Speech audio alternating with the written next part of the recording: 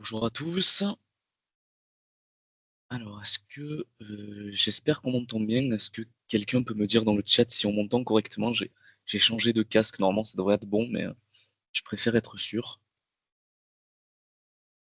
Ok, super, merci beaucoup. On va attendre encore une petite minute pour laisser le temps encore à quelques personnes d'arriver, puis ensuite on pourra commencer ce nouvel épisode.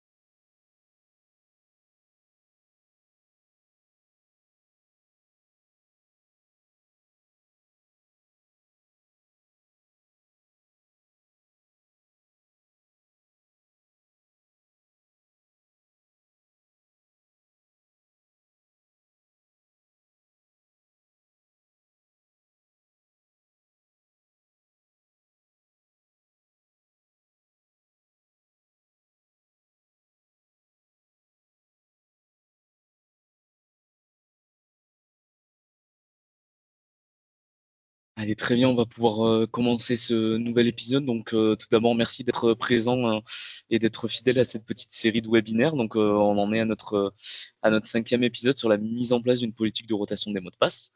Comme d'habitude, vous avez l'onglet questions-réponses. Si vous avez des questions, n'hésitez pas à les poser.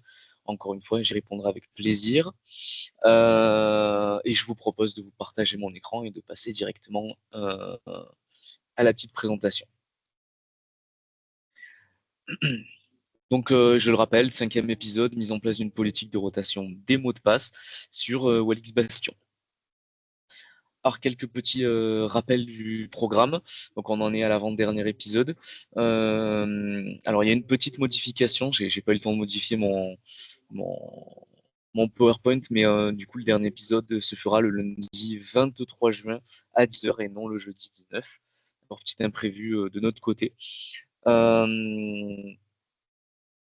Donc, on va pouvoir passer à la suite. Donc, le concept un petit peu et généralité de la rotation de mots de passe.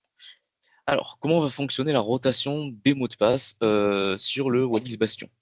Donc, tout simplement, la rotation de mots de passe, elle va être faite directement par le Bastion et on va venir faire une rotation des mots de passe qui sont stockés dans le password vault du Bastion, tout intégré. Quelques petits rappels sur ce Bastion Vault. Donc, c'est un stockage sécurisé des identifiants, donc que ce soit des clés SSH ou des mots de passe. Et bien évidemment, tout ce qui est mots de passe et clés SSH sont bien évidemment stockés de manière chiffrée avec de l'AES 256 bits. Donc, quelles sont les capacités de gestion des mots de passe et donc par extension des clés SSH? On est capable de faire de la rotation automatique des mots de passe ou à la demande, d'avoir de la génération de complexité de mots de passe et on verra qu'on va utiliser des plugins de rotation de mots de passe selon les cibles sur lesquelles on mettra en place notre rotation de mots de passe. Alors, petit abus de langage de ma part, on ne va pas mettre en place de rotation de mots de passe sur les cibles, mais plutôt sur des comptes et plus globalement directement sur les domaines de ces comptes. Donc, on peut faire de la rotation de mots de passe sur des global domains, d'accord, donc sur les domaines globaux, et on peut également le faire sur des local domains, d'accord, donc sur les domaines locaux directement aux machines. Alors, à quel moment les mots de passe vont être changés? Même pour ça, on a trois solutions. Dans un premier temps, on a la solution manuelle. C'est tout simplement par action d'un administrateur, soit sur un compte individuel qui fait partie bien évidemment d'un domaine sur lequel a été configuré le changement de mot de passe, ou tout simplement sur tous les comptes d'un domaine, qui soit global ou local. Deuxième possibilité, lors du check-in. Donc là, c'est tout simplement lors de l'utilisation d'un mot de passe. Donc lorsque l'on va soit venir visualiser un mot de passe, tout simplement leur venir l'utiliser indirectement, tout simplement se connecter, utiliser mot de passe connecté. Donc pour ça, il faudra mettre en place une checkout, c'est ce qu'on regardait tout à l'heure, lors de l'utilisation de mot de passe, aussi lors de l'utilisation d'un compte avec la rotation de mot de passe automatique activée. Donc ça, c'est ce que nous, on mettra en place tout à l'heure pour la démonstration. Et ensuite, on peut également faire du changement de mot de passe de manière automatique, c'est-à-dire de façon périodique. Tout simplement, on va définir une politique de rotation de mot de passe automatique qui peut être mise en place. Et on va venir sous la forme d'une tâche cron, finalement, vous le verrez, hein, pour ceux qui ont l'habitude de l'administration Linux, ça sera un petit peu pareil.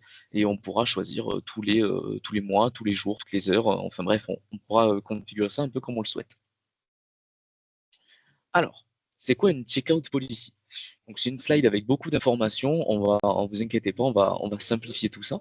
Donc pour rappel, hein, d'accord, on a toujours notre logo en vert ici de notre utilisateur primaire qui se connecte au bastion, puis le bastion qui effectue la connexion secondaire avec le target account, d'accord, directement sur notre target, notre device, etc. Tout simplement, lorsqu'on met en place une checkout policy, lorsqu'un utilisateur va venir emprunter donc emprunter le mot de passe, c'est-à-dire venir simplement l'utiliser ou le visualiser, d'accord. Pendant ce temps-là, dans la checkout policy, on a la possibilité de mettre ce qu'on appelle le lock. D'accord. Le lock, ça veut simplement dire que si un deuxième utilisateur souhaite venir visualiser le mot de passe ou utiliser l'autorisation avec ce target account, simplement, avec le lock, ça ne sera pas possible. Il y aura une petite alerte qui dira à l'utilisateur, il y a déjà quelqu'un qui est dessus, c'est pas possible de l'utiliser. Une fois que le premier utilisateur va venir faire le check-in, donc il va venir rendre le mot de passe ou tout simplement libérer l'autorisation, le bastion va venir utiliser le plugin password pour modifier le mot de passe. Et à ce moment-là, le mot de passe changera. Et lorsqu'une nouvelle personne viendra utiliser soit le check-out, donc je le rappelle, hein, soit la visualisation du mot de passe, soit l'utilisation d'un target account, et bien à ce moment-là, le mot de passe ne sera plus le même, il aura changé. Donc ça peut avoir plusieurs avantages, hein, bien évidemment, avec beaucoup de cas d'usage, et c'est une solution, c'est une fonctionnalité très privée des utilisateurs Bastion. Alors, comment mettre en place une politique de rotation de mot de passe lors du check-in? Donc finalement, lorsque l'on va rendre le mot de passe, soit lorsqu'on vient de finir de le visualiser, soit tout simplement lorsque l'on va avoir fini d'utiliser le compte cible. Donc la première étape, ça va être de créer une politique de mot de passe. On va définir la périodicité de changement, si on souhaite en mettre une, et également la politique de génération du mot de passe, c'est-à-dire la longueur, les caractères spéciaux, majuscules, minuscules, etc. Ensuite, on va avoir en deuxième étape l'application de la politique de mot de passe sur le domaine cible. Donc là, on va pouvoir choisir un domaine cible local ou global. On va venir choisir le plugin de changement de mot de passe. Bien évidemment, hein, si le domaine local, c'est un domaine d'un Microsoft, dans Windows par exemple, on va pas utiliser le même plugin que sur un Linux. Et on va également choisir la politique de changement de mot de passe.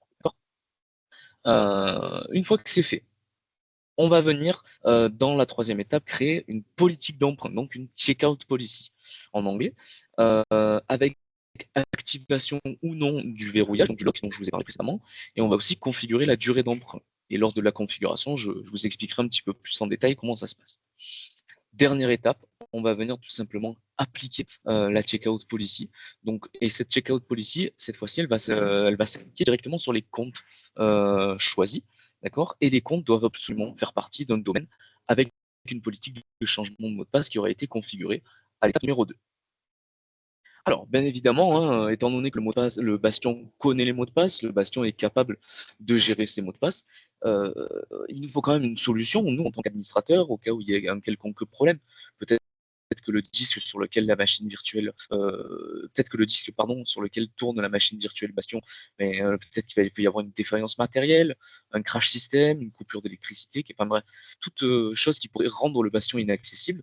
Il nous faut, nous, en tant qu'administrateur, une solution qui va nous permettre d'avoir connaissance de ces mots de passe. Et pour ça, on a ce qu'on appelle le break glass. Donc le break glass, comment il fonctionne et qu'est-ce que c'est? Tout simplement, le break glass, ça va être une fonctionnalité de backup. Simplement, en fait, vous allez recevoir de la part du Bastion un email avec le mot de passe. Donc pour ça, on a deux façons de faire. Soit on a ce qu'on appelle l'incremental backup. Donc à chaque changement de mot de passe, eh bien, le nouveau mot de passe est envoyé. Sinon, on va avoir le full backup et tous les jours à 2h34 du matin, c'est très précis, le Bastion va vous envoyer un mail avec tous les passwords.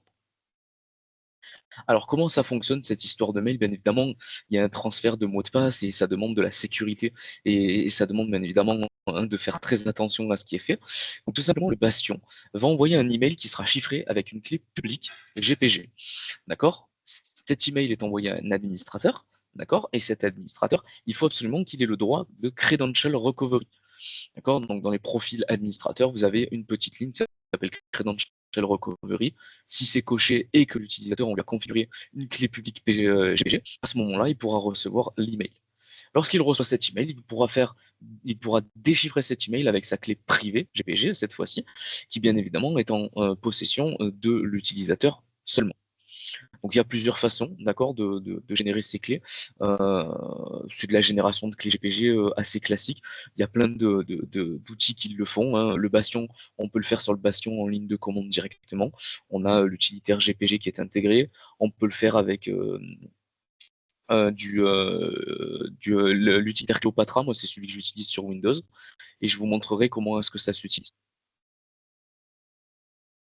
Donc, je vous propose de passer à la démonstration de la mise en place de cette politique.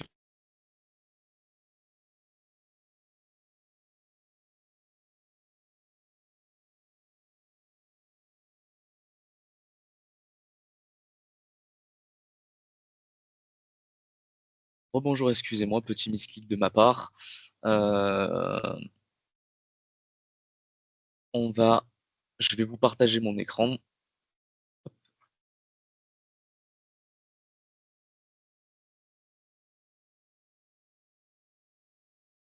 Voilà. Donc on se retrouve sur notre bastion, sur lequel on va pouvoir mettre en place notre politique de gestion des mots de passe. Alors pour ça, je vais venir me loguer en tant qu'administrateur, d'accord? Comme à notre habitude, on se connecte avec le mot de passe.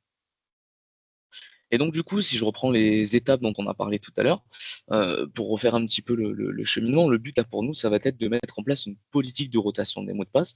Et concrètement, le cas d'usage qu'on peut mettre ici, c'est tout simplement lorsqu'un utilisateur va venir se connecter à une cible, et bien lorsqu'il va se déconnecter, donc lors du check-in, le but va être tout simplement de venir faire effectuer une rotation de mots de passe. Donc, la première étape, ça va être de créer une politique de mot de passe. Donc, pour ça, je vais dans l'onglet Gestion des mots de passe et je vais dans Politique de changement de mot de passe. Je vais venir cliquer sur Ajouter et je vais ajouter la politique webinaire. Donc ici, vous pouvez définir la périodicité du changement de mot de passe. Donc là, pour nous, ça ne va pas être le but, puisqu'on va vouloir avoir une rotation de mot de passe uniquement lors du check-in. Mais cette périodicité, vous le voyez, elle est exprimée en syntaxe cron.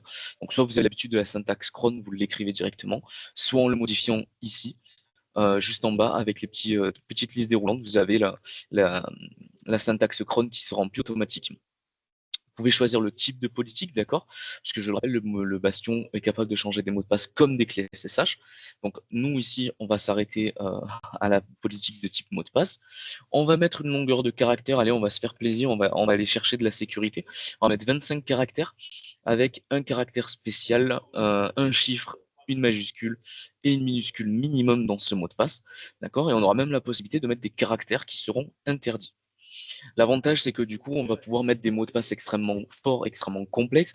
Étant donné que c'est le Bastion qui va les utiliser et non plus un utilisateur, on va venir décharger l'utilisateur et on va venir surcharger le Bastion. Mais le Bastion est une machine, donc il est capable de gérer des mots de passe complexes. Et donc, on augmente en sécurité. Une fois que notre politique de mots de passe est terminée, on va pouvoir venir la valider et on va venir appliquer la politique de mot de passe sur un domaine cible. Donc nous, pour rappel, hein, on a deux équipements, on a un Active Directory et une machine Debian. Et moi, pour la présentation, je vais vous présenter tout simplement le changement de mot de passe sur la machine Debian. Donc pour ça, il faut que j'aille dans le domaine local qui appartient à cette machine. Donc je vais dans le domaine et je vais dans un domaine local à un équipement. Donc ici, j'ai le domaine local sur l'équipement Debian Webinaire. Et sur cet équipement-là, sur ce domaine-là, je vais pouvoir venir le modifier et je vais pouvoir venir activer le changement de mot de passe. Donc pour activer le changement de mot de passe, je coche la case. Le compte administrateur, ce sera Hidden ID. Pour rappel, hein, Hidden ID, c'est tout simplement l'identifiant que l'on a caché lors de la création, lors de l'ajout du compte route. Mais c'est bien le compte route qui se cache derrière cet identifiant. On va venir sélectionner la politique de changement de mot de passe que l'on vient de créer, donc la politique webinaire. Et on va venir également sélectionner le plugin de changement de mot de passe. Donc ici, vous avez la liste des plugins et vous en avez pas mal. Hein. On a du Checkpoint, du Cisco, du Citrix, du Deliderac, du Fortinet. Enfin, je ne vais pas vous faire toute la liste, il y en a une petite vingtaine et qui aujourd'hui sont capables de couvrir 99% des cas clients. D'accord. Et nous, le plugin qui va nous intéresser, ça va être le plugin Unix, d'accord, puisqu'on est sur un Debian. fois que c'est mis, on nous propose de renseigner le port du système, d'accord? Donc par défaut, on ne met rien, c'est le port 22 de SSH, et le mot de passe route, d'accord? Le mot de passe pour la connexion en route, nous, on va pas le renseigner parce qu'en fait, simplement, il est déjà inclus dans le compte administrateur qu'on a mis un petit peu plus haut. On va venir appliquer notre configuration. Et maintenant, si je reprends encore une fois mes étapes, on passe à l'étape numéro 3 et on va pouvoir venir créer une politique d'emprunt, donc une checkout policy. Donc je vais dans cette politique d'emprunt et je vais venir ajouter une politique et je vais l'appeler checkout webinaire. Ici, on nous propose d'activer ou pas le verrouillage. Donc moi, je vais l'activer. Et donc, pour rappel, à quoi ça sert de venir activer le verrouillage? Donc, tout simplement, le verrouillage, ça va être pour servir soit lors de l'emprunt de mot de passe, soit de la visuelle, soit lors de l'emprunt de mot de passe, pardon, soit de l'utilisation d'un mot de passe directement via une autorisation. Eh bien, si un utilisateur utilise un mot de passe ou un compte, eh bien, à ce moment-là, un autre utilisateur qui voudra venir soit le visualiser, soit l'utiliser, ben, il ne pourra pas, puisqu'on a activé le verrouillage. Ici, on a la durée d'emprunt et on vous le dit bien qui s'applique uniquement pour l'empreinte du mot de passe et donc la visualisation des mots de passe et non pour la gestion des sessions. Simplement, lorsqu'un utilisateur va venir emprunter un mot de passe pour le visualiser, il peut venir l'emprunter pour une durée, par exemple, ici on va le paramétrer, d'1 heure. Cet utilisateur, s'il a besoin de venir agrandir, de venir allonger cette durée d'emprunt, eh bien nous, on va l'autoriser à chaque fois qu'il va demander une extension, on va lui rajouter 15 minutes.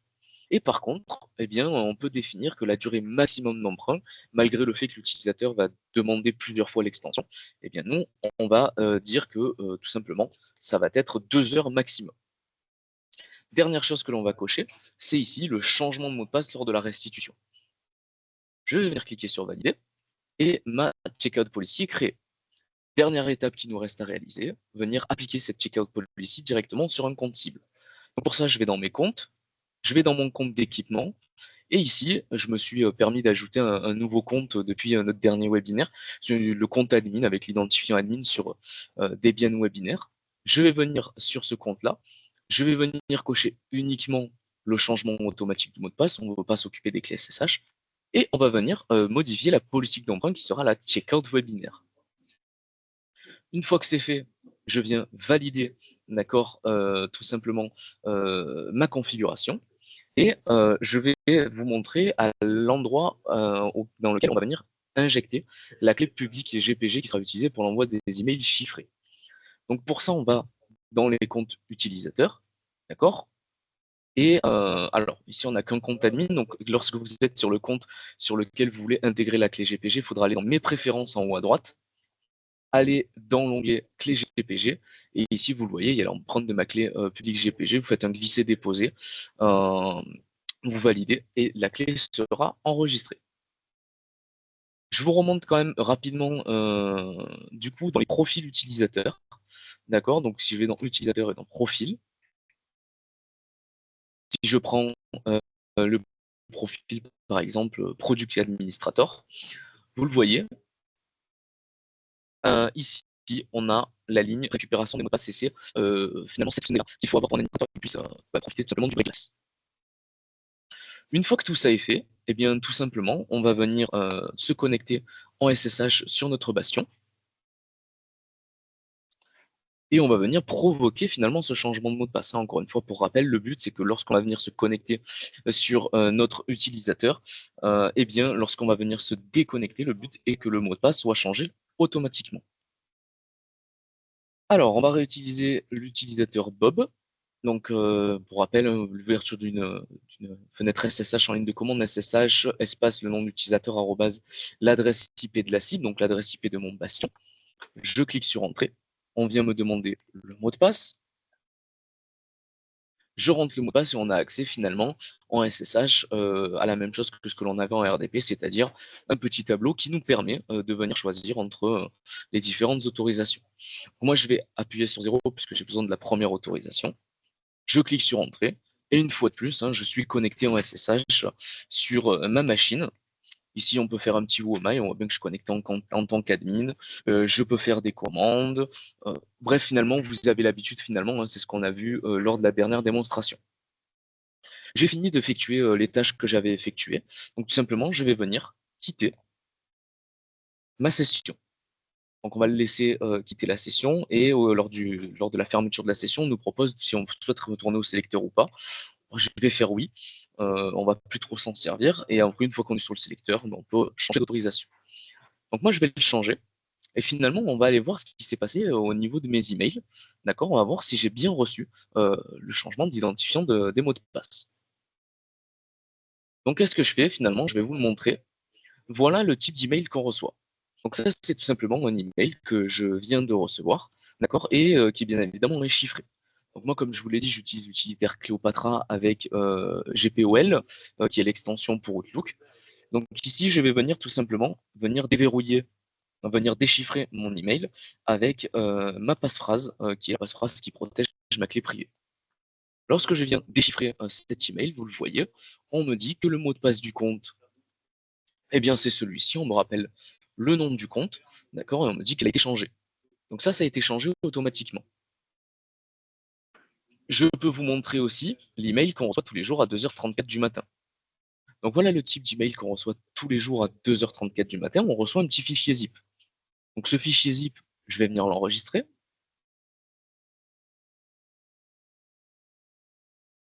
Alors, hop,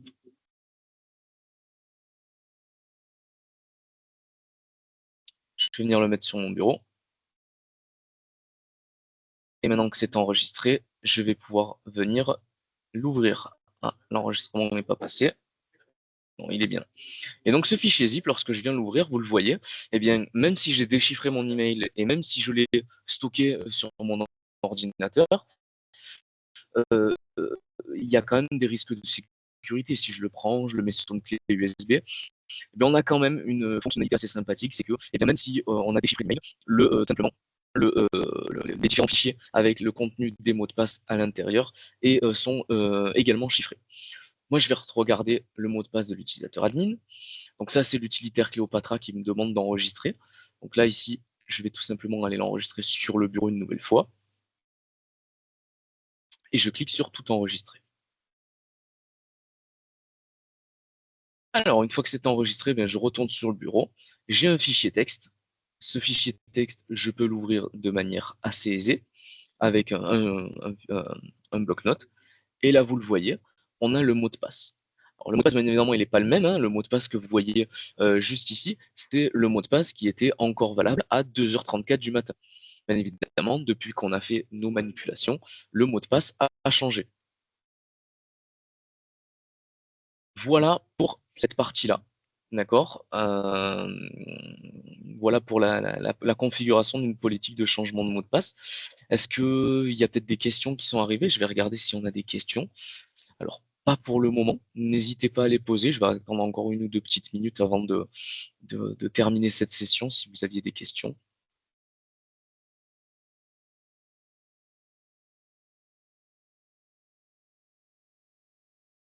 Alors là, du coup, je viens de m'apercevoir en recevant mes emails que je recevais un email toutes les minutes. Donc, j'ai dû recevoir une petite dizaine d'emails depuis le début, tout simplement parce qu'en fait, ça changeait toutes les minutes. Donc, je suis venu l'effacer pour le valider, pour éviter le changement de mot de passe toutes les minutes.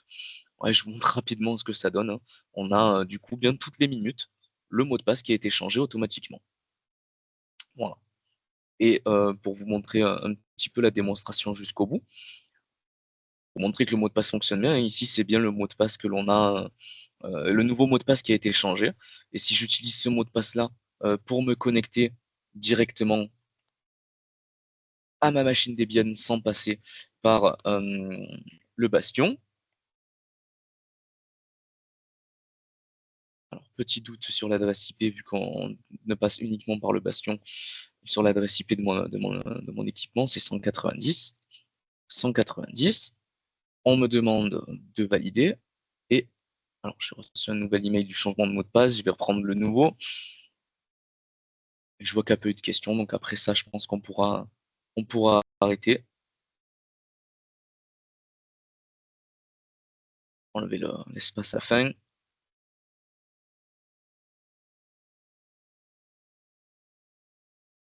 Et donc là, vous le voyez, hein, j'ai utilisé le nouveau mot de passe qui a été changé. Et c'est bien le bastion qui s'est occupé de faire toutes les modifications de mot de passe. Voilà pour ce nouvel épisode. Donc pour rappel, le prochain épisode se fera le lundi 23 juin à 10 h. Ça sera le dernier épisode de notre série sur la mise en place tout simplement d'une application au travers du patient en se servant du robot RDS. D'accord. Et on parlera de la nouvelle fonctionnalité aussi WSM Web Session Manager qui a été annoncée par Walix un petit peu plus aussi lors de ce dernier épisode. Je vous remercie d'avoir été présent, d'avoir assisté à cet épisode et j'espère vous revoir lors du dernier.